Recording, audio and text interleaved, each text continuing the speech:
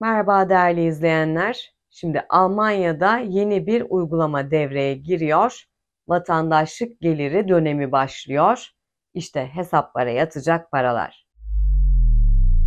Vatandaşlık geliri uygulamasıyla Almanya'da yoksullukla mücadelede yeni bir sayfa açılıyor.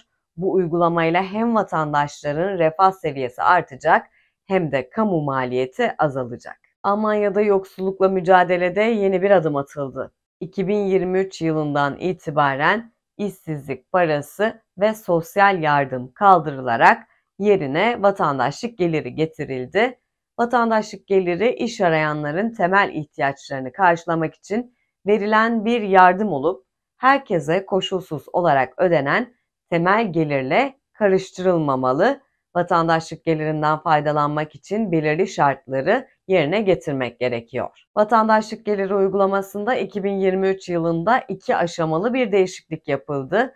İlk aşamada Ocak ayında işsizlik parası 2 ve sosyal yardımın yerini vatandaşlık geliri aldı. İkinci aşamadaysa Temmuz ayında vergiden muaf ödenekler, gençler için gelir koruma, işbirliği planı, uzlaştırma prosedürü, koçluk ve ileri eğitim gibi yeni düzenlemeler de devreye girdi. Vatandaşlık geliri uygulamasının bazı önemli noktaları var, onlardan bahsedelim. Kazançlı bir işte çalışanlar için vergiden muaf ödenekler %20'den %30'a çıkarıldı. Böylece 520 ile 1000 euro arasındaki gelirlerin %30'u kesintisiz olarak alınabiliyor. Bu da cebinizde 48 euro daha fazla para kalması demek oluyor. Gençler okul ve öğrenci işlerinden, mesleki eğitimden, federal gönüllü hizmetten ve diğer hizmetlerden elde ettikleri geliri mini iş sınırına kadar tutabiliyorlar.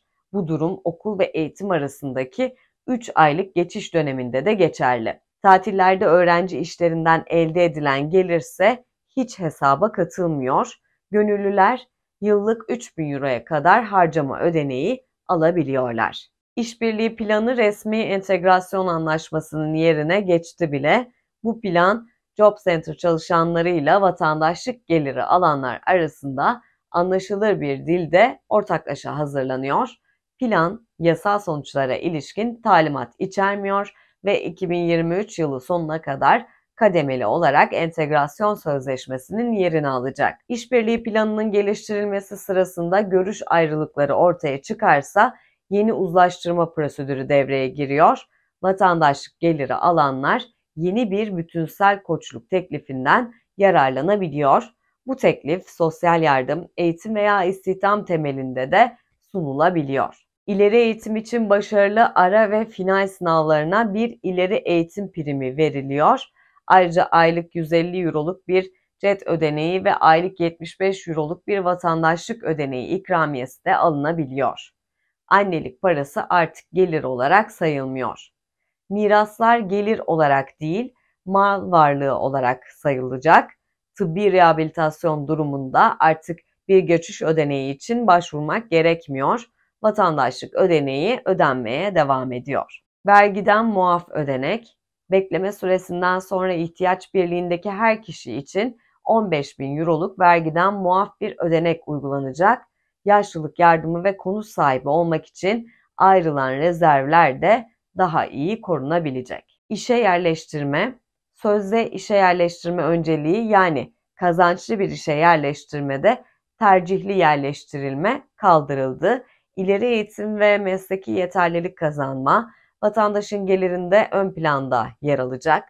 Yardımlarda kesintiler var. Görev ihlali ve bildirimde bulunulmaması durumunda yardımın alınmaya başlamasından itibaren yardım kesintileri de mümkün. Yaptırım moratoryumu olarak adlandırılan uygulama 2022'nin sonundan itibaren kaldırılmıştı. Bildirimde bulunmama, yani bildirimde bulunmama durumunda standart ihtiyaç bir ay boyunca %10 oranında azaltılır. İlk görev ihlali durumunda standart ihtiyaç bir ay süreyle %10, ikinci görev ihlali durumunda 2 ay süreyle %20 ve son aşamada 3 ay süreyle %30 oranında azaltılacak. Geri ödemelerde ise haksız yere aldıkları temel güvence yardımlarını geri ödemek zorunda olan reşit olmayan kişiler 15.000 eurodan fazla mal varlığına sahiplerse bu fazla ödemeden ancak reşit olduklarında sorumlu olacaklar. İş bulma merkezleri 50 eurolukta minimis sınırına kadar geri ödeme taleplerinden feragat eder. Yaşlılık aylığı var. Yaşlılık geliri alan yaşlılar da yaşlılık aylığını erken talep etmek zorunda kalmayacak. Merhaba değerli Ateş Hattı izleyenleri. Uzun zamandır gündemde olan bir haberden bahsedeceğiz yine. Almanya'da hükümet korona yardımlarını geri istiyor.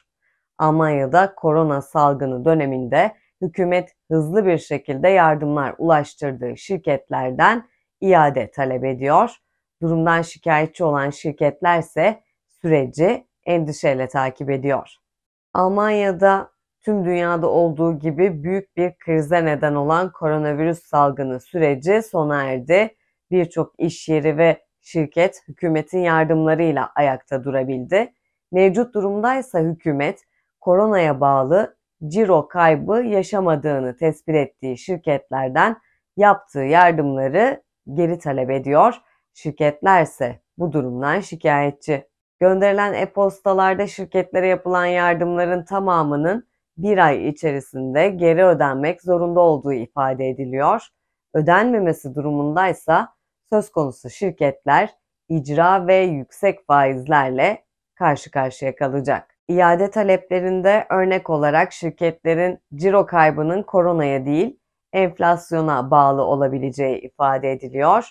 Müşteri davranışlarının da genel olarak koronadan bağımsız şekilde farklılaştığı savunuluyor. 2021 yılında korona salgını kapsamında yapılan hızlı ve sorgusuz yardımların an itibariyle kendilerine göre haksız yere sorguya çekilip iadesinin talep edilmesine anlam veremeyen şirket sahipleri ise durumdan oldukça şikayetçi.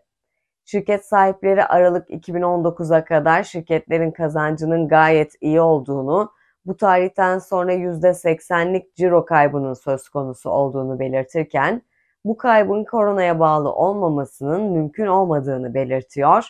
Devlet daireleri ise bu şikayetlere mevcut durumda reaksiyon göstermiyor. Merak ettiklerinizi videonun altına yazarak bizlere iletebilirsiniz. Yeni haberlerde görüşmek üzere, hoşça kalın.